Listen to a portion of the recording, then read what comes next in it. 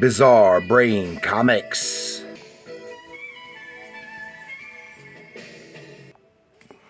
Hello, my comic book friends, and welcome to Bizarre Brain Comics.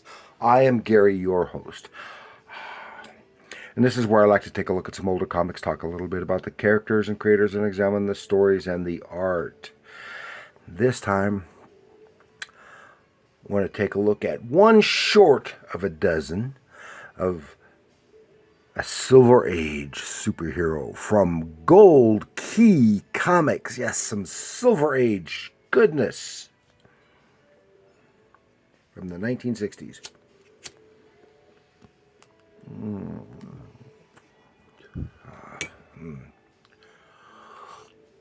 And yep, this is what we're going to take a look at. A few books of Dr. Solar, Man of the Atom. I'm looking at the wrong page.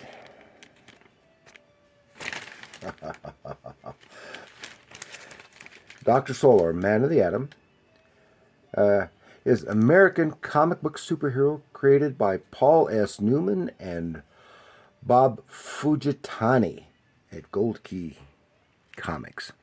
Yeah, I've covered a little Dr. Solar before, but this is just going to be looking at several books. I do have some others, but I didn't feel like trying to dig the others out. And this is cool. I always liked the character, liked the stuff, and it was. I saw very seldom saw the character when I was a kid, but I picked up on it later, and I think it was a lot of fun.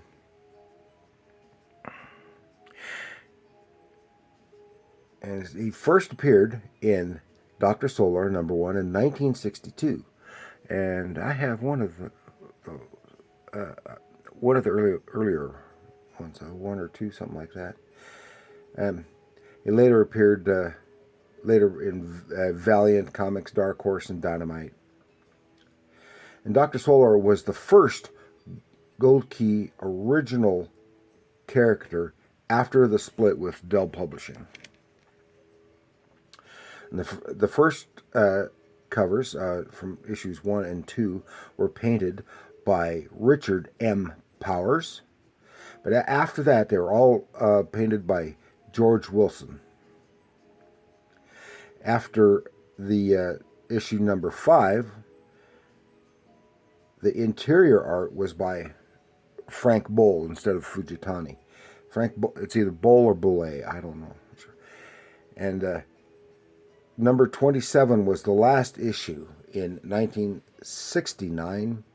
But in 1981, 4 new issues, just picking up with the numbering, 4 new issues were published for the Whitman imprint. It was direct to the in bags of 3 comics directly to the department stores and the like. So, and then this is the first full issue with this first one we're looking at here is issue number 6 from 1963. It is the first full issue with Dr. Solar in his costume. Yeah, up until this point, he never had a costume, and Dr. Solar had in a way, he was kind of a swipe of Captain Atom from Charlton, or vice versa. I don't remember which one came first. And his origin story is very similar to that of Dr. Manhattan from The Watchmen. And and he was concerned about giving off radiation. He concocted this. He had to mostly keep himself hidden away from people because he was concerned with the radiation from his body. But he got the suit, which allowed him to more freely go about as himself, and it was kind of a containment suit.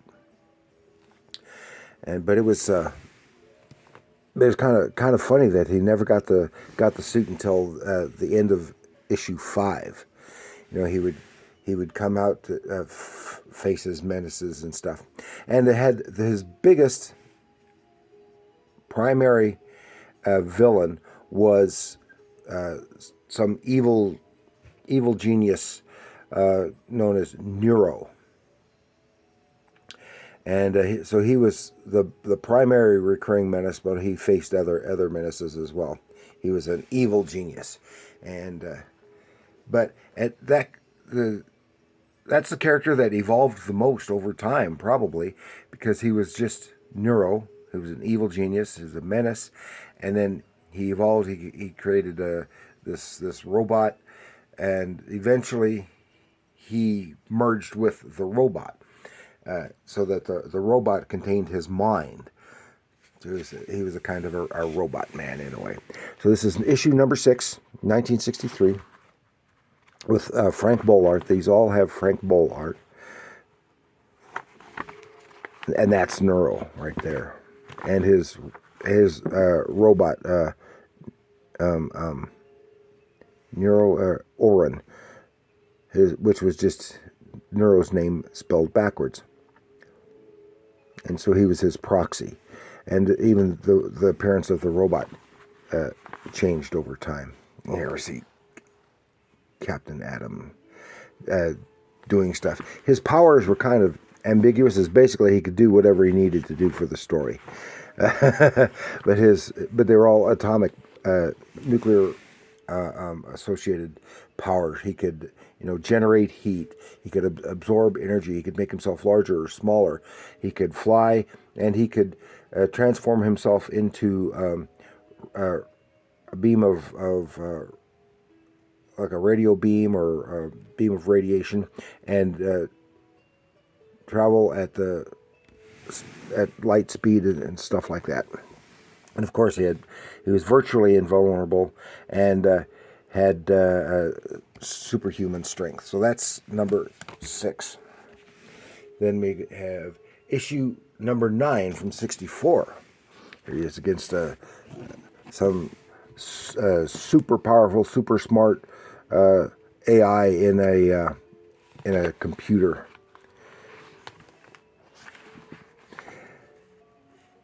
Transivac, the energy-consuming computer. So Frank Boyle, and even Fujitani's art was very similar to Frank Boyle's. Prior to that, sometimes I have difficulty. I have difficulty telling the difference.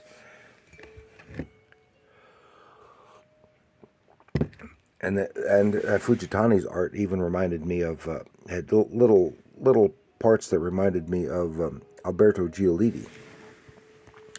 And here we have this is number 14 from 65. A strange Midas touch turned Solar's own power against him.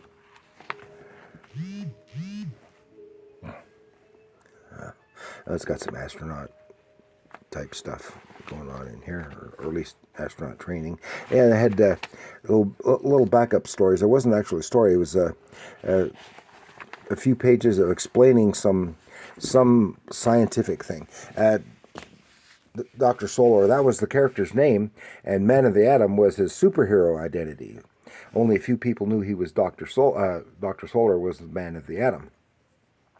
And he resided and worked in Atom Valley, which is someplace probably in California, and which kind of reminiscent of, even though it predated it, Silicon Valley.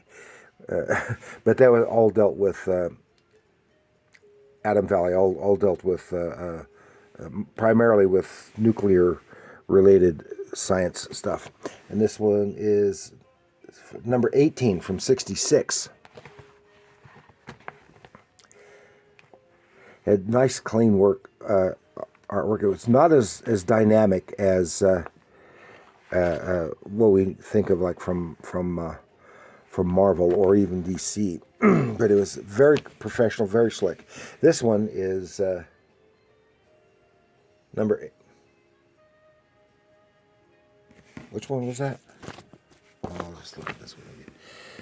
Yeah, this one's issue number 19 from 67, and it has no front cover. It's been cut off, and might have made a good poster. This was after the time of the posters on the back cover. Like this one here has, the first one that I showed has no back cover because somebody cut.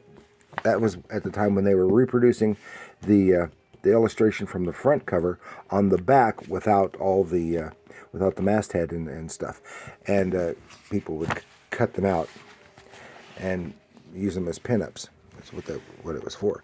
They couldn't do that anymore, so somebody cut the front cover off. And for a time, I guess it was in the early '60s. It was pretty popular, and at one point, it even outsold Superman. That one was 19. This is, oh, I wrote that down twice. This is number 20 from 67. Atomic Man against Atomic Machine. Who wins when Solar battles Solar to the death? Like a robot impersonating him. And notice he has green skin. He's able to make his normal in his Man of the Atom guise. His skin is naturally green, but he can assume his proper skin pigmentation. And that was number 20. Number 21 from 67. No, this says number 20 from 67. Then this one, what was this one then? 19. Well, then what was this one then? Oh, it's the same one. Oh, I didn't realize that. These two are the same. So this is the cover to this one. Ah, okay, I get it. I missed that when I was going through them. Now we have 20. From 67. And a big Solar smashes mind monsters that come to life. Some weird stuff. Some fun adventure. Then we have issue 21. Someone had went to town with a marker on the cover. 1,000,000 Solars battle microscopic aliens from outer space. Oh yeah, he makes himself small and then breaks himself up into a lot of different individuals to fight alien bugs. This looks more like Al McWilliams. Oh, I knew he had done some, but I thought that was later in the 70s. Oh, when they came back. So this one is done by Al McWilliams, not Frank Boyle. And what one was that? That was 21. There we go, yeah. And this is issue number 22. Notice that all these have been 12 centers. This is one I just read, too. This is a lot of fun. This is when Nero is defeated. The villain Nero is defeated, and he places his mind in the robot body, and they think Nero is dead. But then this is when he becomes the Cybernoid, and he's the most powerful villain he faces. Yeah, issue number 22 from 68. And then we go to issue number 25. We're on a 15 center now.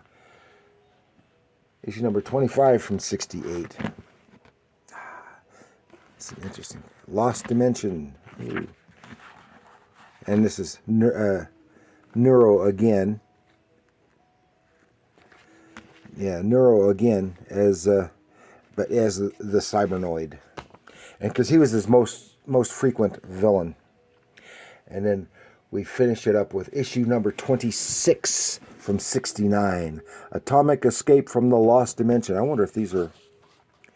The Lost Dimension looks like it's a two-parter. Let's see, because I haven't read this. Oh, yeah, it is. Don't miss the fantastic conclusion. Oh, it's a two-parter. Yeah. And this isn't Frank Boyle either. Who is this artist? I don't know. Could it be Fujitani again? Come back? I don't know. I do not know. And here we are. That's that same artist.